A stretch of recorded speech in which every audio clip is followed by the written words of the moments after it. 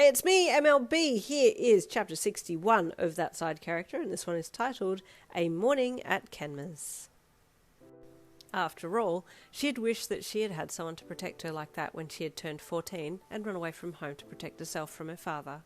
How a man could be so cruel to his own daughter is a question that she would never get an answer for, but in a weird way she thanked him for all the life lessons she had learned, and now she could help you out of your own similar situation. Deciding that it would be best to protect you, she finished up her cleaning and then rang the local police station to have a chat. Blissfully unaware of everything else that was going on in the background, you fell asleep on Kenma's lap with your cat curled up next to you, the picture of a happy home. A few times, Kenma stopped his game to look down at you and gently brush the side of your face. I don't know how I ended up with Yin, but I'm really happy that she chose me to be with her on this life quest. I hope it's forever.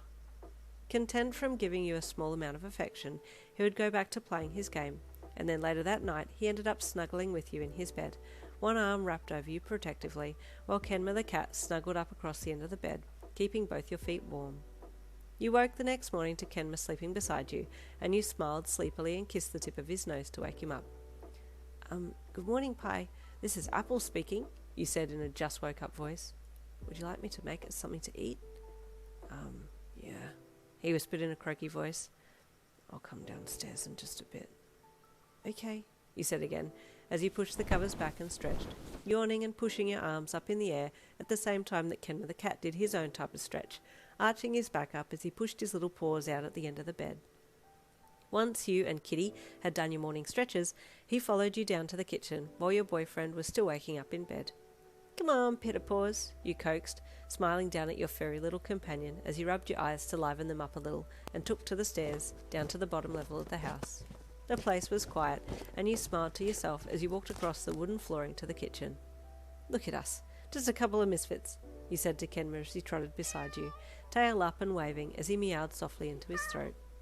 It looks like anyone who needs a home ends up at Kozu's house. You chuckled to yourself as you reached for the pantry door to get things out for breakfast, as well as some cat food for Kenma.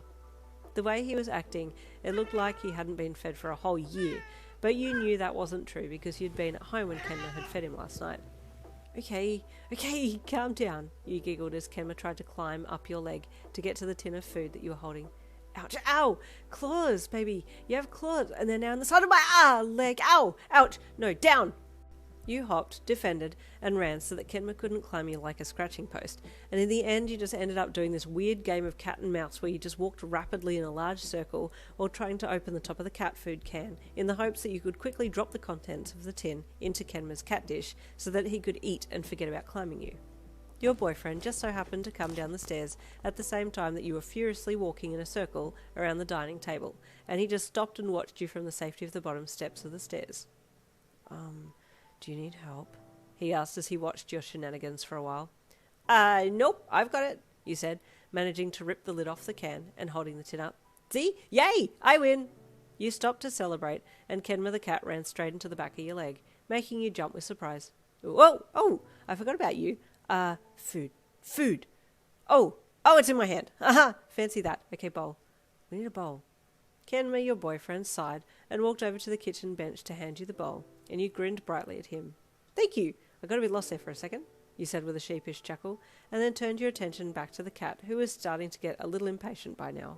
Once the poor kitty had some food, you turned your attention back to getting breakfast for you and Kenma, but he had already taken over and was making stuff for you both. Thanks, you said softly.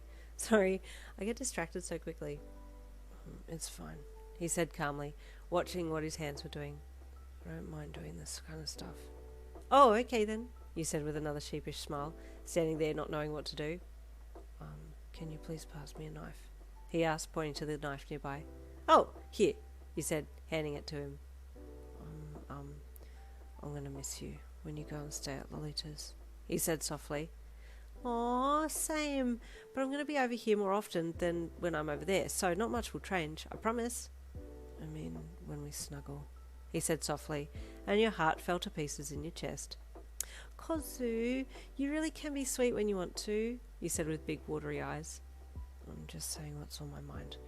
I don't usually say mushy stuff for the sake of saying it, he replied. I know, and that's why it's so nice when you do say mushy stuff, because I know it's coming from your heart. He nodded. I'm looking forward to prom too, which is odd because I don't look forward to many things. I know, you giggled. If prom was another gaming convention, then you'd be the first in line. Did you get the dinosaur outfit for prom? He asked, still making breakfast with his head down. No, you sighed. I still wanted to, but Lolita ended up buying my outfit for me, so it's not a dinosaur suit. Oh, okay. I guess I have to go and buy my own outfit then. You chatted a little more about prom and what colour he should match with. Then you both sat down to eat breakfast and then got ready and headed to school together. And there ends chapter 61. Stay tuned for chapter 62 coming tomorrow.